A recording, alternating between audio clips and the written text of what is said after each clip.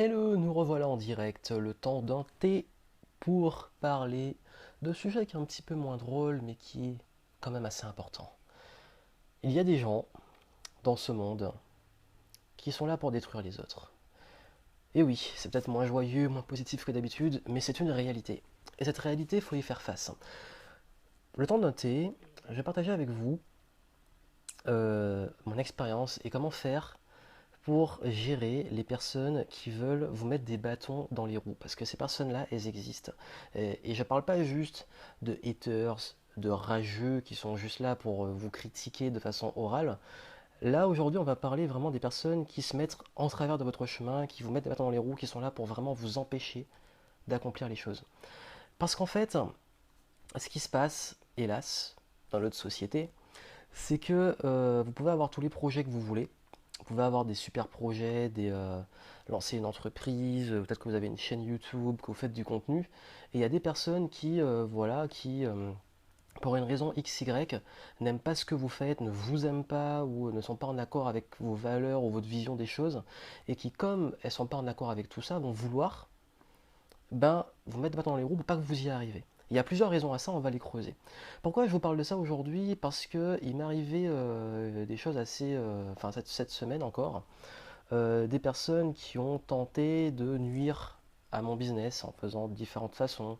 Alors, j'ai eu il y a pas longtemps quelqu'un qui a utilisé mon adresse email pour envoyer des spams et pour utiliser mon identité pour envoyer des spams en masse. Vous imaginez le mal que ça peut faire à mon branding et surtout à mon adresse email qui va être reconnue de plus en plus comme une adresse de spam.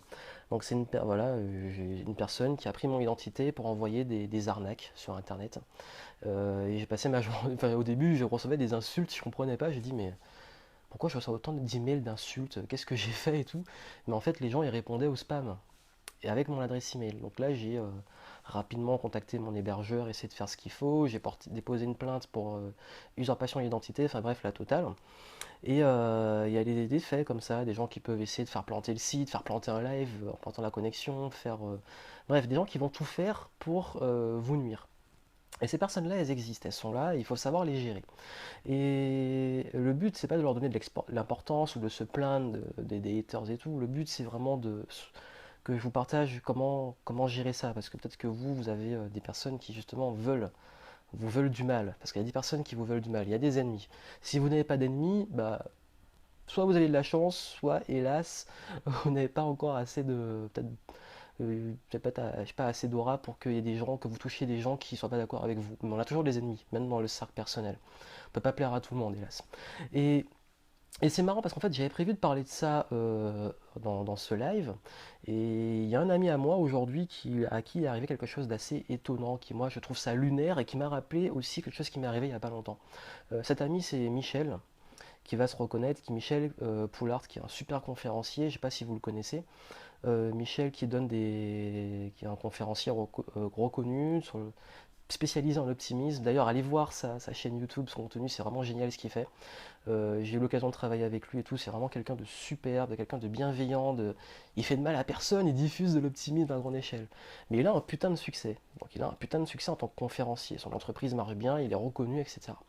Et il y a un autre conférencier en fait qui a déposé un nom de marque, leadership positif. Il a déposé ça comme marque, il a emmerdé Michel le fait d'utiliser ça.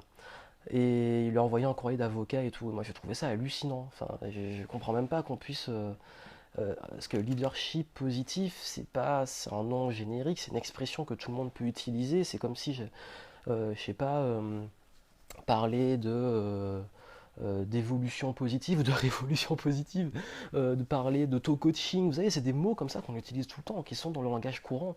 Il n'y a aucun intérêt à déposer une marque sur ce nom-là, à part si. Et il y a eu un commentaire, parce qu'en fait, il a mis ça sur Facebook, on en a pas mal de personnes ont discuté, ont interagi. Un commentaire qui m'a beaucoup parlé. Une personne qui a dit il y a deux catégories de personnes. Il y a quelqu'un qui aurait pu déposer ce nom-là en disant je protège ce nom-là pour qu'il puisse être utilisé et voilà pour éviter que quelqu'un justement arrive et se l'approprie. Ou alors je m'approprie ce mot-là parce que j'ai pas suffisamment d'importance marketing, ou je sais pas me vendre ou j'ai décidé de casser le marché comme ça pour que ça m'appartienne. On s'approprie un truc et du coup tous les gens qui vont l'utiliser, je vais les attaquer en justice. Vous avez vu un peu la mentalité. Et cette mentalité-là, on la voit beaucoup. C'est-à-dire qu'il y a deux catégories de personnes. Il y a des gens qui cherchent à s'élever, des gens qui cherchent à augmenter leur valeur et à apporter de la valeur, et il y a des gens qui cherchent à rabaisser les autres. Sauf que le problème, c'est que quand tu rabaisses les autres, bah, tu t'élèves pas toi-même. Et il y a ces deux catégories-là pour moi, c'est vraiment, ça fonctionne un peu comme ça. Soit il y a des gens qui sont généralement bienveillants, qui sont là pour évoluer, ou qui sont inspirés peut-être par les réussites des autres, ou qui essaient de se tirer vers le haut, et qui ont une vision en fait de tirer les gens vers le haut.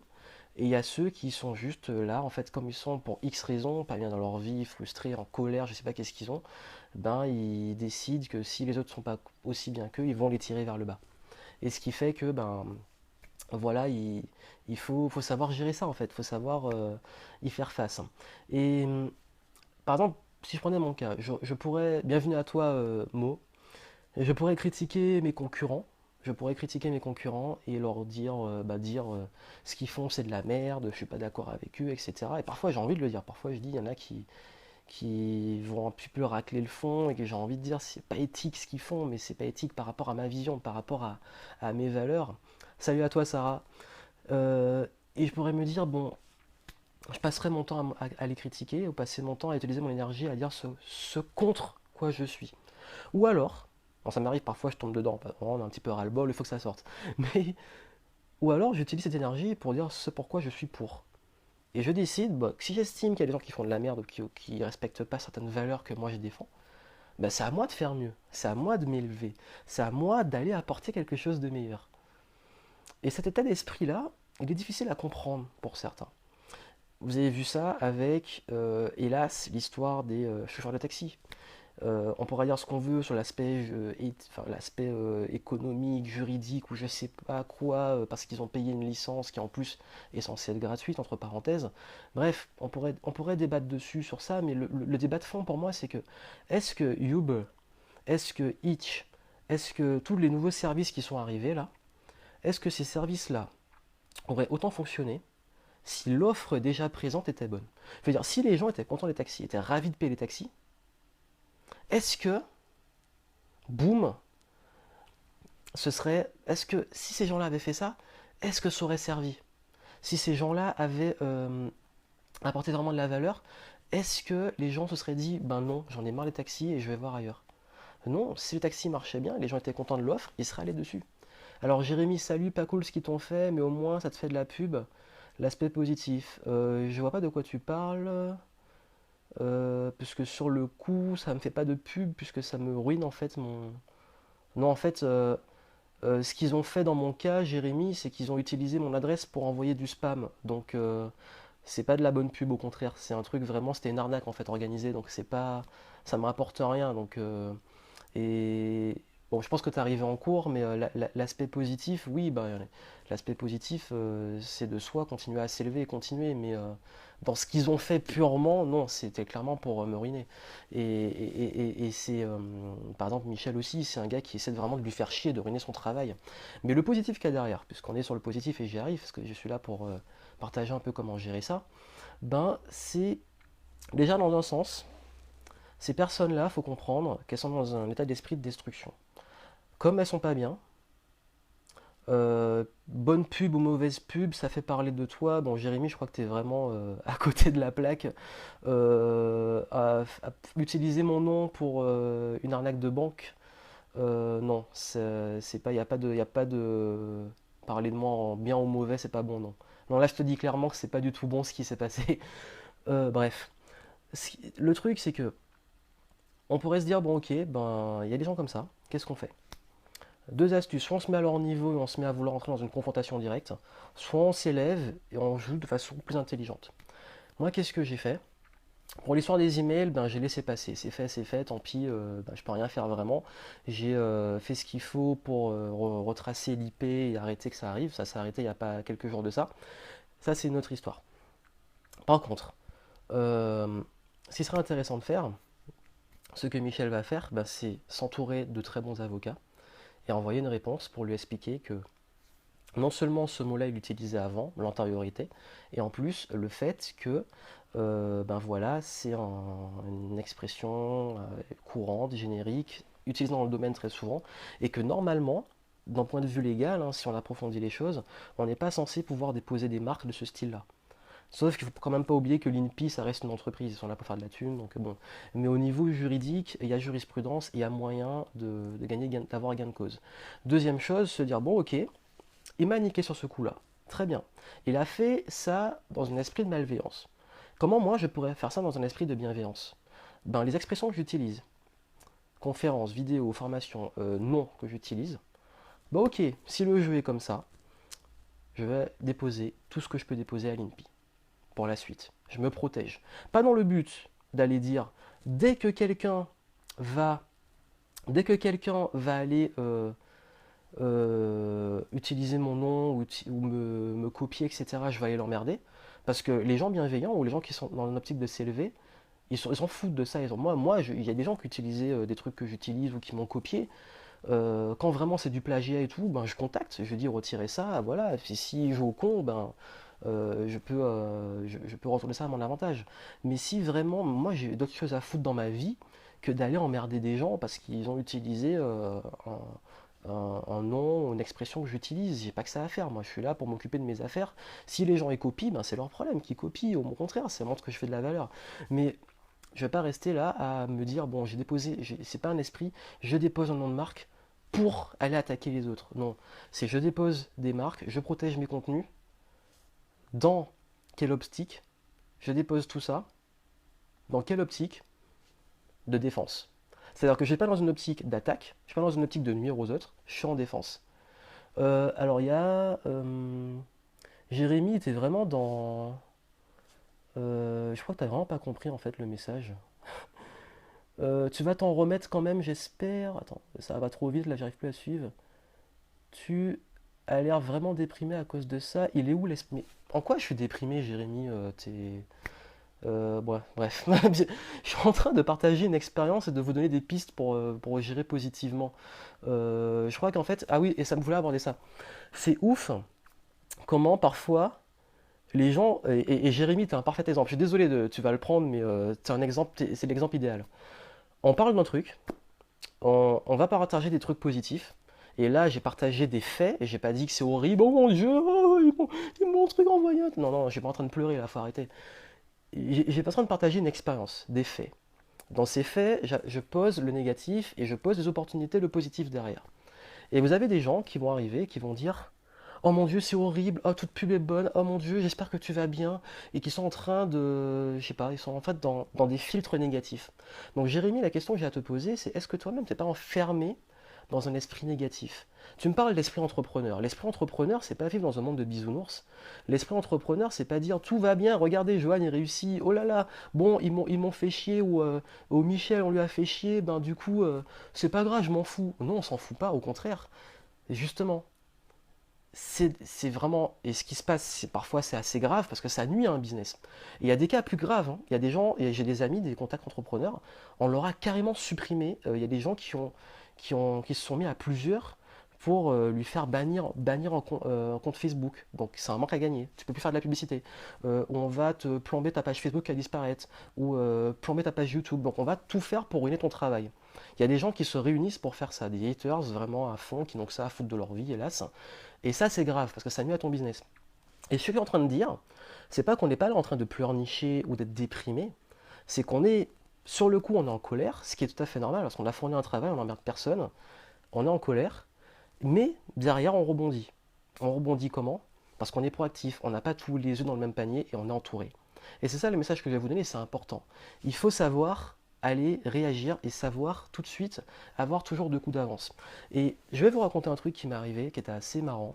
C'est qu'il y avait une agence, en fait, une agence de consulting qui était un petit peu, voilà, encore le cas typique de gens qui n'arrivent pas parce qu'ils ne savent pas comment s'élever, ben ils vont rabaisser les autres. Et ça leur a un petit peu fait chier qu'un jeune, un gars qui débarque de nulle part, à l'époque j'avais quoi? J'avais 25-26 ans, qui débarque, leur fasse concurrence. Euh, et les gars, en fait, ça les saoulait que je leur fasse concurrence. Et qu'est-ce qu'ils ont fait?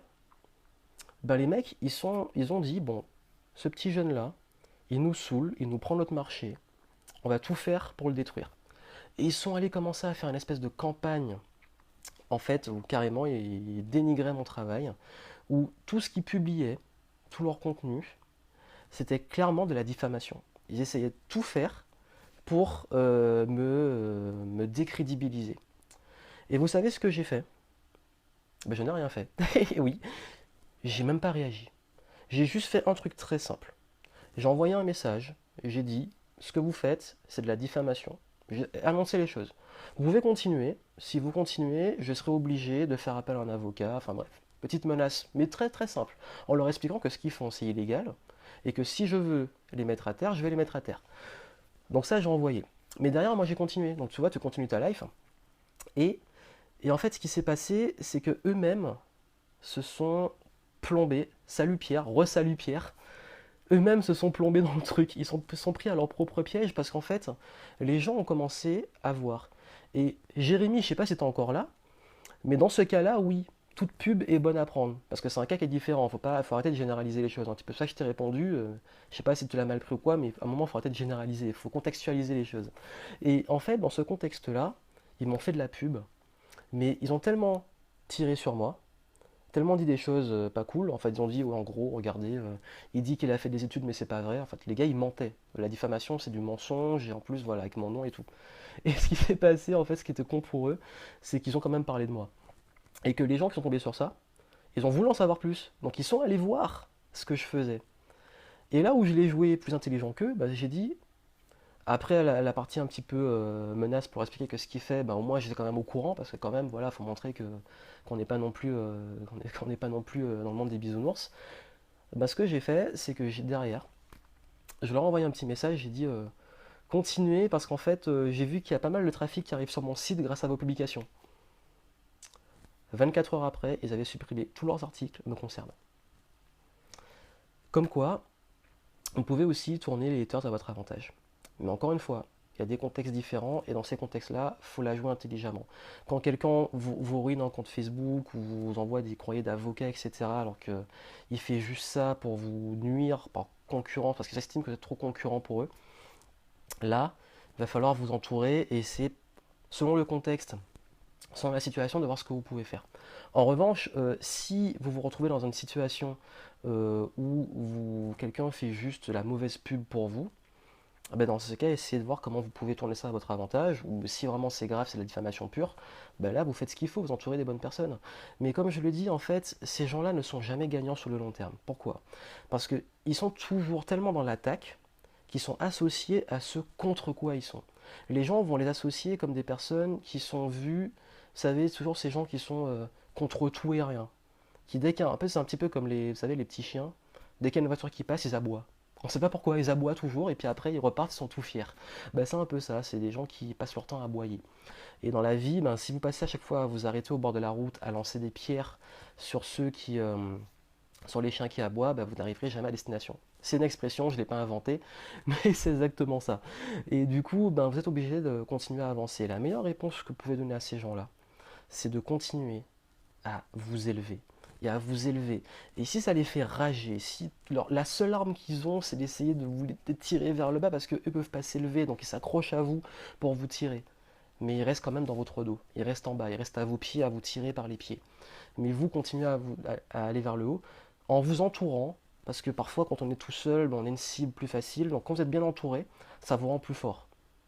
Et là, c'est comme stratégie de guerre, hein, dans l'art de la guerre, plus vous êtes nombreux, plus vous êtes fort, c'est normal. Mais il y a aussi des stratégies plus subtiles.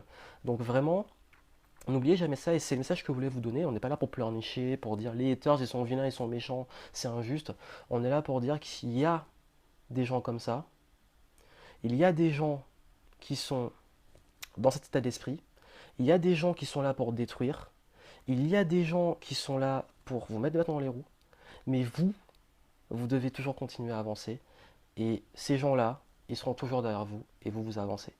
Alors Jérémy qui continue à dire qu'il est là depuis le début, mais je voulais juste te rassurer, moi je crois que tu es un peu à chaud après cet événement. Alors Jérémy, je suis pas du tout à chaud, et c'est assez comique. Je sais pas si t'es un troll ou quoi. Je suis pas à chaud, pourquoi? Parce que cet événement, il a lieu il y a 15 jours. Et il a pris fin il y a une semaine. Et cet événement, j'ai attendu justement plusieurs jours avant d'en parler. Et si j'en parle aujourd'hui, c'est parce que justement j'ai vu ce qui est arrivé à Michel et que je me suis dit, bon, bah c'est vraiment, ça tombe bien parce que j'ai un autre exemple autre que moi. Et donc après, comme j'ai dit, Jérémy, chacun ses perceptions, chacun voit ce qu'il interprète comme il veut. C'est ta perception, je la respecte, c'est toi qui vois les choses comme ça. Mais à un moment, et je l'ai mis sur mon Facebook, si tu veux enlever la paille dans l'autre, dans l'œil de l'autre, vérifie si t'as pas une poutre dans le tien. Voilà, c'est tout ce que j'aurai à te dire. À un moment, on regarde si c'est pas toi qui est dans un esprit négatif et qui est en train d'interpréter tout ce que je dis comme un truc hyper méga négatif, un gars qui se plaint et tout, alors que j'estime pas avoir été là pour me plaindre, j'ai exposé des faits et annoncer des solutions. Donc Michel qui est là, 15 jours c'est plus à chaud, t'as raison, et Michel qui m'a donné son accord, je lui ai demandé s'il était ok pour que je parle de ce qui lui est arrivé, si tu peux témoigner, et donc voilà, donc Michel qui est un gars super, et moi-même ça m'a un petit peu emmerdé de voir que qu'il y a des gens qui emmerdent des gens qui n'en... Enfin, Michel, il n'emmerde personne, quoi. Il diffuse de l'optimisme, mais il y a des gens négatifs qui sont là, ils veulent tout faire pour tirer vers le bas. Jérémy n'est pas un troll. Bah écoute Jérémy, ben désolé si t'as pas bien compris ce que j'ai voulu faire passer, mais voilà, chacun sa perception, je la respecte. Je t'ai répondu sur la perception que j'ai, donc si tu vois ça comme quelqu'un qui se plaint ou quelqu'un qui est en esprit négatif et tout, euh, bah, je sais pas, bah, ça te concerne, c'est pas moi. Mais je vais pas me justifier non plus non-stop pour autant. Et c'est parfait, c'est un exemple, c'est bien parce que parfois, ben, ça m'est arrivé il y a pas longtemps sur Facebook. J'ai partagé deux trucs qui m'étaient arrivés qui étaient vraiment pas cool cette semaine. Mais voilà, moi je suis quelqu'un de franc en fait. Si j'ai un truc à dire, je le dis. Je suis pas dans faire attention, machin tout le temps. Mais si j'ai un truc à dire, si je suis en colère, je suis en colère. Si je suis triste, je suis triste. Si je suis content, je l'exprime. Et je pense que ben, c'est important de rester humain. Et du coup, j'avais posé un petit coup de gueule. Il y a quelqu'un qui est venu, qui a pété une durite, qui m'a pas manqué de respect, mais pas loin, et qui m'a lâché une espèce de pavé pour me dire à quel point j'étais quelqu'un de négatif, qui était quelqu'un d'horrible, que voilà, que je sais plus comment il a dit ça, enfin bref, il m'a vraiment clairement descendu, et j'ai pas compris. Et j'ai demandé des explications, il n'a pas répondu, donc je sais pas. Et j'ai trouvé ça, en fait, ça m'a confirmé dans le fait que parfois les gens sont dans leur filtre et qui voient juste ce qu'ils veulent voir. Et je peux vous dire, hein, dans la semaine, je peux poster tout ce que je veux de positif. J'ai posté mes nouvelles vidéos où je donne des conseils, j'ai posté des nouvelles découvertes, des innovations, des trucs comiques, des trucs parfois cons. Je poste de tout. Et j'ai posé deux coups de gueule. Et le gars, il a vu que les deux coups de gueule, il a estimé que mes deux coups de gueule, c'était parce que j'étais quelqu'un de négatif. Donc vous avez vu, parfois, vous pouvez donner tout ce que vous voulez. Et d'ailleurs, Michel, tu es là et tu m'en avais parlé une fois. Tu as dit que tu avais fait une conférence et j'avais vu ta vidéo. Tu crois que tu avais fait une vidéo? Et tu as dit dans la conférence, ça m'a marqué, ça m'a un petit peu ouvert les yeux sur ça. Michel, conférencier d'ailleurs, je crois que je l'ai précisé. Et tu avais donné une conférence et tu avais dit que tu avais, dans la conférence, quelqu'un t'avait interrompu pour te dire que ce que tu disais était vachement négatif. Et forcément, et ta super conférence sur la partie avec le sac poubelle qui est triste, mais qui est une transition parce que peut pas non plus l'optimisme, c'est pas que voir le monde des bisounours avec des licornes et tout est rose et tout le monde est content. C'est aussi voir qu'il y a des moments difficiles, des personnes toxiques et tout, et qu'il faut continuer à avancer malgré ça. C'était le message de la vidéo, et enfin du live plutôt. Et t'avais expliqué que ce gars-là t'a interrompu et il a dit ce que vous dites, c'est vachement négatif, vachement triste. Et que t'as pas trop su, enfin t'étais un petit peu gêné, mais que les gens derrière t'ont expliqué après la conférence. T'as vu, j'ai bien retenu, je regarde ce que tu fais, parce que ça m'a vraiment parlé. Et ce qui s'est passé, c'est qu'à la fin de conférence, tu as dit, les gens t'ont dit que cette personne-là était la personne la plus négative de l'entreprise. Et pour moi, c'est parlant, c'est que vous pouvez dire tout ce que vous voulez, vous pouvez passer un message super positif. Il y a quand même des gens qui ont leur perception, et vous pouvez faire ce que vous voulez, c'est leur perception. Et ils vont voir les choses comme ça. Une fois, j'avais fait une vidéo où j'expliquais, enfin, j'expliquais, c'était quoi encore la vidéo? Parce que quelqu'un m'avait dit justement c'était hyper méga triste. Oui, je parlais de deuil, je parlais de perte de proches et comment le gérer. Et quelqu'un m'a dit ce que vous dites c'est vraiment triste, c'est vraiment horrible et tout. Mais j'ai dit ben oui, le deuil c'est triste, perdre quelqu'un c'est triste. Mais j'ai partagé du beau derrière parce que moi-même je l'ai vécu et tout le monde le vit, on perd tous des proches, c'est hyper triste. Et j'ai expliqué que oui, dans la vie, on perd des personnes qu'on aime et que dans la vie, ben, il faut savoir continuer avec ça et que malgré en fait la personne est restée sur la partie peut-être négative du truc elle n'a pas vu l'opportunité derrière. Et pour dire ce que vous voulez, ben, les filtres des autres sont ce qu'ils ont. Et s'il fallait refaire le lien avec ce que j'ai dit, pour les gens qui veulent vous détruire, qui veulent vous rabaisser, qui vous mettent pas dans les roues, ces gens-là, ils sont là. Ces gens-là, ils vous mettent en colère, ils jouent avec vos émotions. Ils se nourrissent de ça d'ailleurs. Mais c'est naturel et c'est normal. On peut pas. Et beaucoup disent, mais tu devrais pas réagir à chaque fois que quelqu'un te dit ça ou fait ça. Mais on est humain. On est humain. C'est facile en fait de dire. Enfin, je crois qu'il faut vraiment le vivre pour le comprendre. C'est que quand on fait quelque chose et que quelqu'un, tu arrives, tu as construit quelque chose, tu as fait ton château de sable. Et tu as des gens, ils arrivent, tu as deux catégories, comme je l'ai dit, des gens qui construisent des châteaux de sable et des gens qui sont là pour les piétiner, pour les détruire. Il y a des gars, voilà, comme les enfants, il y a des enfants qui construisent, des enfants qui piétinent. Et, euh, et le truc, c'est que, voilà, vous pouvez continuer à vous dire, mon Dieu, enfin, toujours vous dire, les méchants, ils cassent mon château de sable et c'est fini. Ou alors, vous pouvez vous dire, ben, je l'ai construit, j'ai appris plein de choses, j'ai kiffé le faire, et je vais en faire un nouveau. Donc c'est ça, en fait, le message que je voulais vous donner. Alors, Michel, quand on se dit la plupart des gens sont plutôt maladroits que méchants, ça aide. Car c'est le cas, la plupart des gens sont bien intentionnés, c'est vrai. Et je pense que Jérémy a été un petit peu maladroit, peut-être un mal interprété, c'est pour ça que j'ai pas voulu être méchant ou quoi, mais j'ai juste dit un petit peu ce que je pensais. Mais voilà, il y a beaucoup de maladresse, de mauvaises interprétations, peut-être que moi aussi, peut-être que j'ai mal communiqué, je sais pas, mais qui font que ben il y a plein de filtres, la communication, c'est plein de filtres, plein de entre ce que je dis, les mots que je vais utiliser, ce que je pense, comment la personne va le comprendre, comment elle va l'interpréter, bref, tellement de filtres qui font parfois on comprend pas les choses et ça amène à des désaccords. Mais par contre, il y a des fois où clairement, bah oui, la personne, il y a l'intention pure, détruire. Et c'est le sujet de la vidéo, quand l'intention est de détruire, ben il faut se protéger. Et c'était ce que je voulais vous dire. Et comment vous protéger? Si je vais résumer, ben, entourez-vous, devenez plus intelligent, n'agissez pas sous l'émotion. Parce que l'émotion, on a envie de détruire aussi. Ça m'est arrivé, je pense que ça arrive à tout le monde, on est humain. La première émotion, c'est la colère. La colère, on est en colère, on nous a attaqué. C'est humain. Quand on se fait attaquer, on se met en colère. Euh, et je ne sais pas si vous avez vu la fois où j'ai parlé de mon agression quand je suis allé courir le matin. Et bah, sur le coup, j'étais en colère. J'étais en colère, mais j'ai géré cette colère. C'est-à-dire que cette colère m'a servi, parce que la personne est en train de m'agresser, et il voulait me tuer, les gars. J'aurais pu laisser aller ma colère et me battre contre lui, mais j'ai préféré gérer cette colère, la canaliser et l'utiliser pour faire ce que j'avais à faire, c'est-à-dire courir. Donc j'ai mis mon ego de côté et j'ai couru.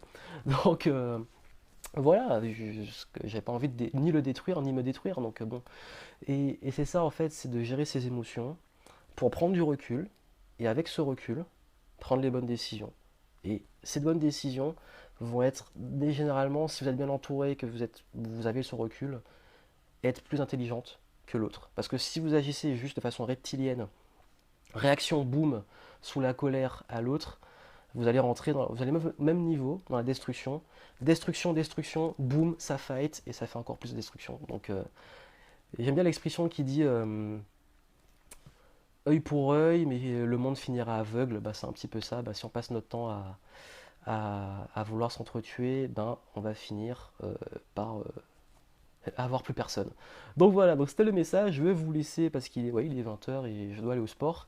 Et donc voilà, donc je vous laisse dessus. Je sais pas si j'ai été maladroit ou quoi. En tout cas, Jérémy, merci pour tes interventions qui aident à approfondir le débat. Enfin, bien entendu, peut-être que j'ai été maladroit dans mes réponses que je t'ai données, mais le but c'était bien entendu d'apporter une réponse et d'éclaircir ce que j'ai voulu partager comme message. Et le message, c'est que il y a des gens qui sont là pour détruire parce qu'ils n'arrivent pas à s'élever, ils vous tirent vers le bas, ils sont là, ils existent, on ne peut pas les ignorer et il faut avancer avec les outils que je vous ai donnés.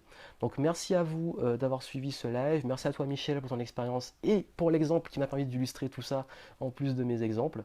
Et puis je vous souhaite une excellente continuation et puis ne laissez pas ces gens-là vous arrêter. Continuez, avancez, c'est la meilleure réponse que vous pouvez donner. S'il fallait vraiment que je m'arrête à toutes les fois on m'a mis dans les bâtons, enfin, on m'a mis des bâtons dans les roues, on m'a essayé de me nuire, je ne serais pas là où je suis devant vous. Parce que je peux vous dire qu'il y en a des enfoirés qui ont essayé de m'arrêter. Mais ils peuvent encore essayer, je ne vais pas arrêter. Donc voilà, donc merci à vous, je vous souhaite une excellente soirée et je vous dis à très vite.